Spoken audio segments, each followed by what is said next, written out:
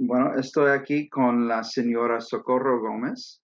La señora Gómez era una maestra, una docente en escuelas primarias en California durante muchos años y una directora de escuelas en Providence durante varios años.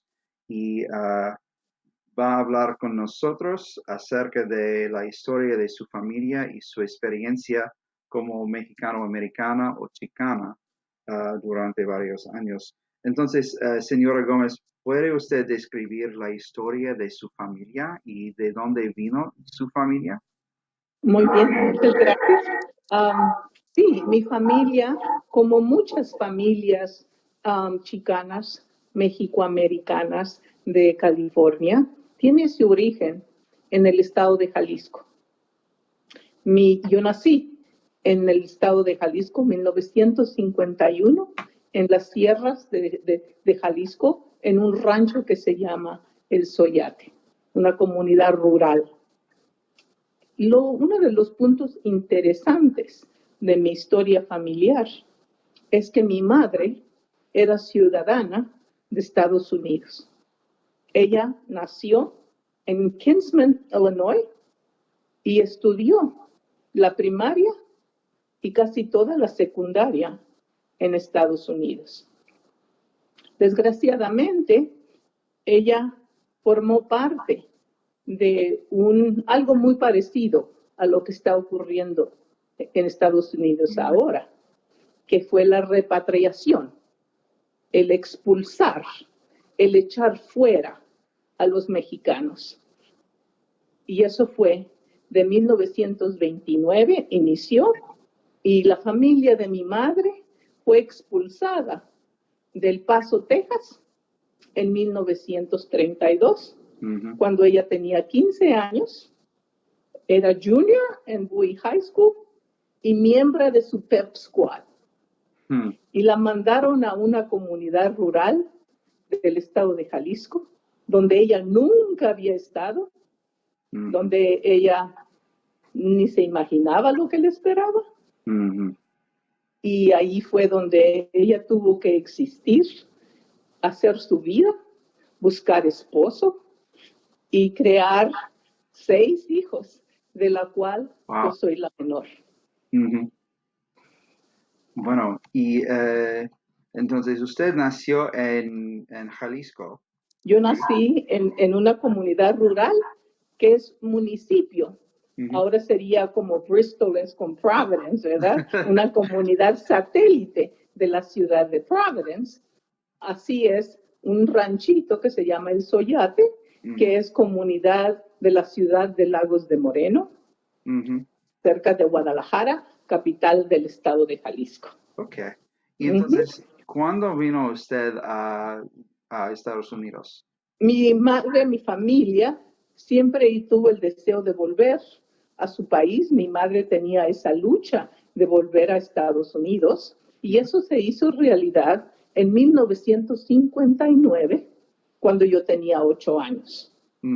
Por fin, mi madre logró tener las visas, lo que se llama Green Card, o la tarjeta de residencia legal, que es lo que ahora no se puede conseguir. Claro. Y mi madre logró conseguirla para sus hijos y traernos al Valle de Coachella, que fue a donde residí, fue nuestra primera residencia después de venir a Estados Unidos. El Valle de Coachella es donde se hace el Coachella Concert ahora, que es muy conocido, y ahí fue donde yo me crié. Ahí hice la primaria y la secundaria. Bueno, ¿y cómo fue su experiencia en la escuela en Coachella? Bueno, una de las cosas que te marca, y no en forma positiva, es cuando tú vienes de otro país sin saber el idioma. Y en tu país tal vez no eras un alumno estelar, pero te sentías competente, te sentías que podías lograr, te sentías parte de la escuela, te sentías que tenías tu grupo de amigos. Todo eso se pierde cuando vienes a un ambiente extraño, donde nadie te entiende, donde no puedes comunicar ni lo más básico, donde todo el mundo es diferente a ti y te ven como una cosa rara. En ese ambiente se pierde tu identidad, se pierde tu seguridad personal, se pierde mucho, hasta tu voz. Y esa fue mi experiencia al venir aquí. Y es una lucha, se lleva toda una vida para recuperar esa seguridad personal, esa capacidad de proyectar quién eres con seguridad. Entonces, tal vez lo estoy presentando muy general, ¿verdad? Pero cada cosa tiene su detalle. Cuando tú tratas de hablar y todos se ríen, entonces caes en un silencio. Para la siguiente vez ya no tratas de hablar. Sí.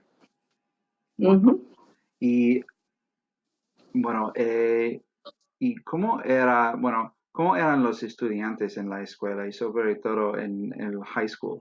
¿Cómo fue eso? Bueno, el Valle de Coachella es un lugar muy interesante en esos años. A mí me tocó iniciar la high school en 1965 a 1969. Y yo, como la mayor parte de los mexicanos, porque en aquel tiempo no había guatemaltecos, salvadoreños, dominicanos, nada, solo mexicanos. Todo el pueblo mexicano éramos trabajadores del campo.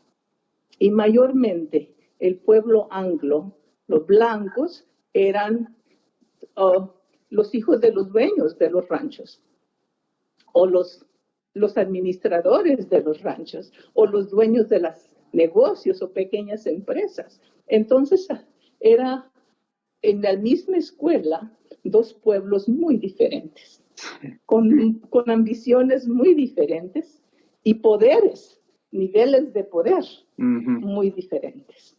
O sea que vivíamos como los hijos de los peones, ya desde la escuela, tomando un lugar muy inferior a los otros que venían como hijos de los dueños.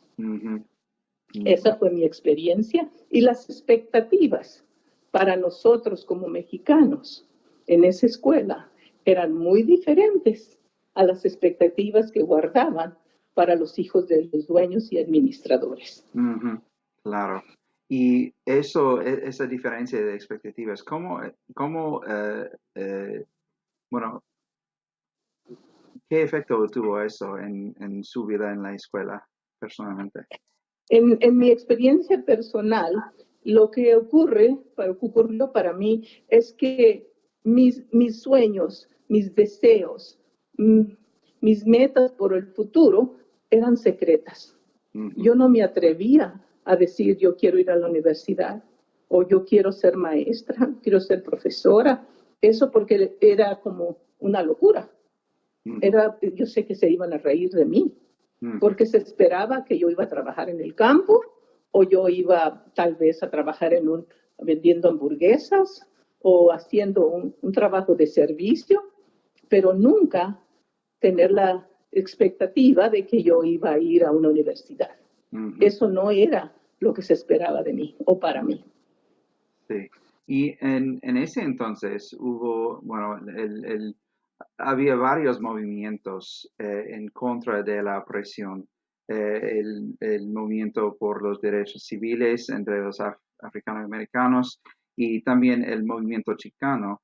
Y fue cuando se inició. Sí, primero, yo recuerdo cuando mataron a Medgar Evers, porque yo desde muy pequeña le empecé a traducir las noticias a mi papá.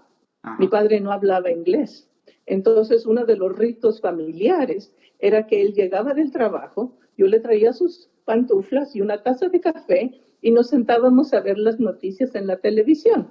Y yo se las traducía rápidamente del inglés al español. Entonces, él estaba muy interesado en todo lo que estaba ocurriendo con el movimiento de derechos civiles.